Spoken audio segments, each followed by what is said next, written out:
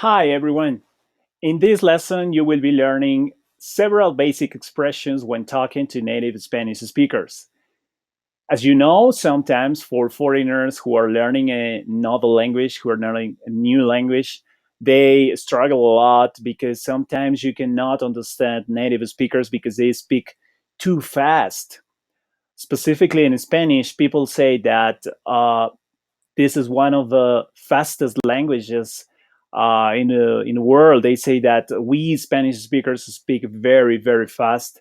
So sometimes you struggle a lot when you want to understand people. So in this lesson, you will be learning these expressions and hopefully you can use them with other people. Now, my suggestion here is that don't try to focus on the grammar of the sentences. Don't try to focus on the verb patterns or the noun patterns of these sentences. Just try to remember them. They are very useful expressions. They are very easy expressions, and I hope you find them useful. Okay.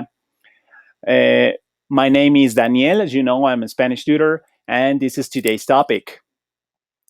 Expresiones básicas cuando hablamos con hablantes nativos de español. Now, whenever we speak another language, we usually want to get things, right? A lot of people learn a language because they want to buy things. A lot of people learn a language because they want to travel, because they want to establish relationships with other people.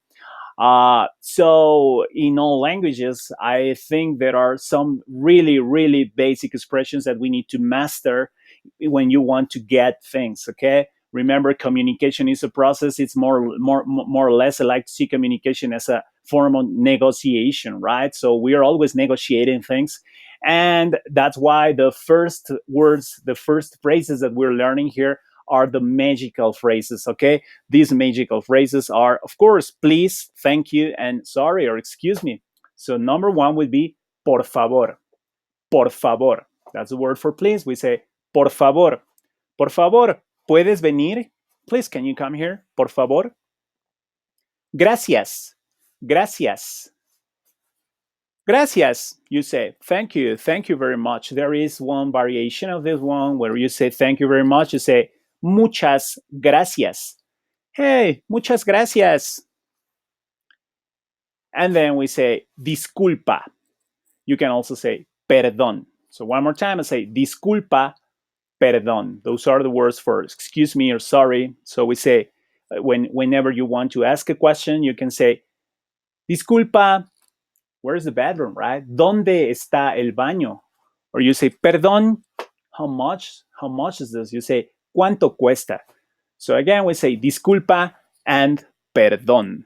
So three magical phrases that you need to master whenever you're learning a language. Then, well, these are other expressions. Now we say, ¿cómo se dice? How do you say this in Spanish? You say, ¿cómo se dice?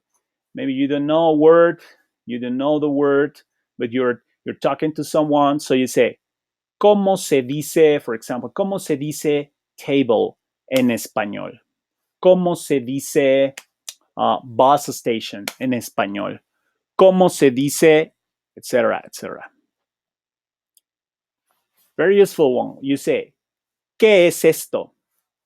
¿Qué es esto? Well, sometimes you don't know. Maybe you're at a restaurant, or maybe you're going to have your lunch or something, and then you ask the waiter, ¿qué es esto? You can also ask people. Sometimes you don't know a word. Maybe you are pointing with your finger at a specific word, and you say, ¿qué es esto? What's this? Simply a very easy phrase to remember. No entiendo. I don't understand. Remember, you don't have to, you should never be ashamed of not understanding something in a language. Like, it's a normal part of a process when you don't understand something. So I think it's better to say when you don't understand something. Sometimes people don't say when they don't understand, and there are a lot of misunderstanding there. You say no entiendo. So it's better to say no entiendo rather than just let the flow of a conversation continue, and then at the end you don't understand anything. So you say no entiendo. And of course, you can say, ¿puedes repetirlo? Can you repeat that? This one literally translates as, Can you repeat it? Can you repeat it? ¿Puedes repetirlo? Can you repeat it? There is a formal variation of this one. You can say puede repetirlo, which is the form for usted. Puede repetirlo. Puedes repetirlo. Can you repeat that? ¿Qué significa? What's the meaning of this word? What's the meaning of I don't know, for example, maybe you have the word in Spanish, but you don't know the meaning. Sometimes we can read things and more or less you get the idea, you get the gist of it, but you don't understand exactly the whole thing. Maybe because you don't know a word, so you say, ¿qué significa? Okay? ¿Qué significa? Like the phrase, ¿qué significa libro in Spanish? ¿Qué significa this or that in Spanish, in English, in the language? And of course, another one very, very helpful. Whenever you are in need or something, you can say, ¿puedes ayudarme? Can you help me? ¿Puedes ayudarme? Can you help me? If you want to be more formal, you can always change the form puedes to puede, which refers to usted, which is a formal tú in Spanish. You say, ¿puedes ayudarme? ¿Puede ayudarme? So the last one, of course, when you have one of these super fast Spanish speaker, you can always tell him, hey, wait, hold on a second. You say, ¿puedes hablar más lento?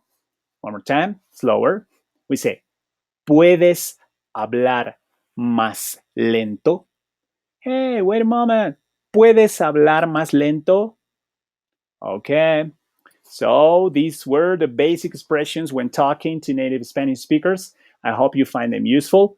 Try to repeat them. And again, I say don't focus on the grammar right now. Just focus on repeating and repeating these expressions. Try to use them. Let's see what happens. These are phrases that you can use every time. So whenever you are talking to someone, you can actually start using this. You can use these expressions. You can ask them. Okay, and well, that's all. If you like this video, please subscribe to my channel, and also you can give me a comment. Do you know any other expressions? Do you find it difficult when talking to fast Spanish speakers? Do you think that there are some fast languages and some slow languages? What are your thoughts about it? I would like to know it. Bueno, muchas gracias. Yo soy Maestro Daniel. Hasta luego.